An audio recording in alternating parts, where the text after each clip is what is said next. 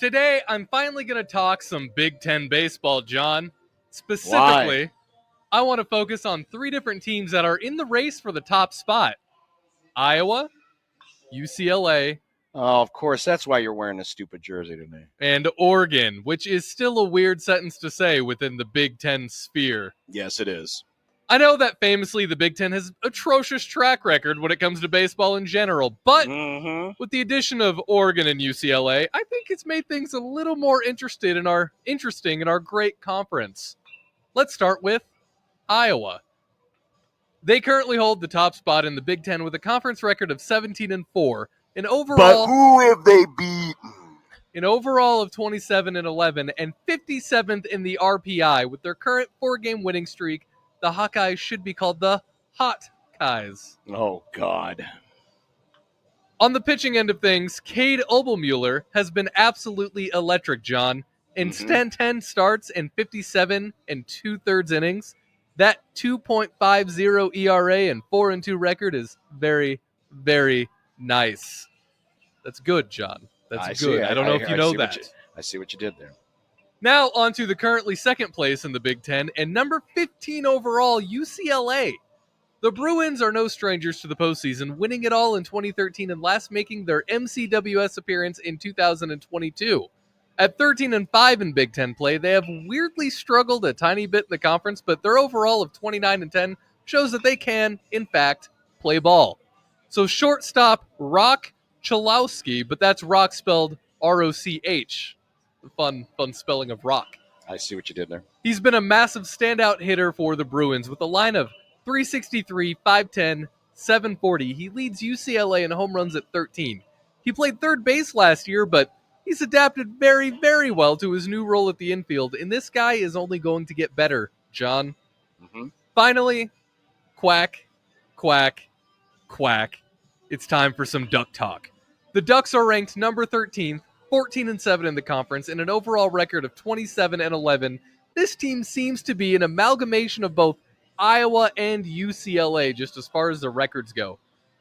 They've adapted slightly better than UCLA has in the new conference, and were my pick at the beginning of the season to be the one big team representative to make it into the MCWS.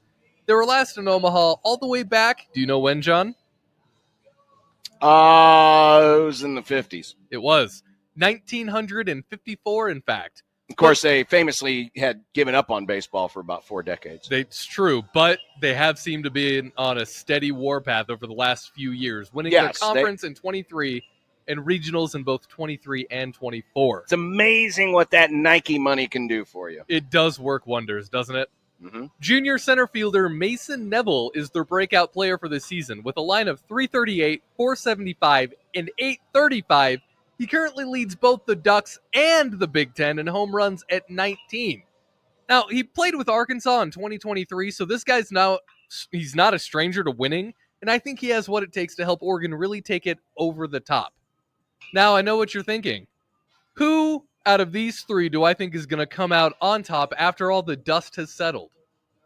John, do you want to guess who out of these three I'm going to pick? Oh, it's probably the team that you're wearing the jersey of. You would think so, but you're an idiot. I still think it's going to be Oregon, John. Okay. This last weekend, they beat UCLA 2-1. The remaining schedule includes a 4-game series with friend of the slice, Oregon State, a 3-game series with Michigan State, 3 games against Washington, and they finish their schedule with Iowa in the middle of May. Now, this is a gauntlet, but I believe this team has what it takes to make it through the meat grinder and ultimately come out on top. I'm not putting them on CWS Watch, but I am going to cautiously subscribe to Oregon making the journey to Omaha, and I think we will see some green on the field. That isn't, the field. Baseball. I heard nothing in that segment apologizing to the Texas A&M Aggies, winners of 9 of their last 10, including series victories over number 6 Tennessee and at number 4 Arkansas. In fact, the series over Tennessee was also at Tennessee. They also swept South Carolina. The Fighting Aggies You are mean climbing their way back. They're crawling back. They're like the Undertaker opening the casket. They have risen from the dead. They are coming back. And guess who's coming to town this week? UT. That's right. Texas A&M is at Texas. It's the Jim Schlossnagle series at Dish Falk Field. Giga Maggies! so the team that beat Tennessee in the famously tiny baby ballpark of Tennessee? Hey, they're all playing by the same rules. It's a small ballpark. They're all John. playing by the same rules. Also- And Tennessee's the defending champ, so you can't argue with the success.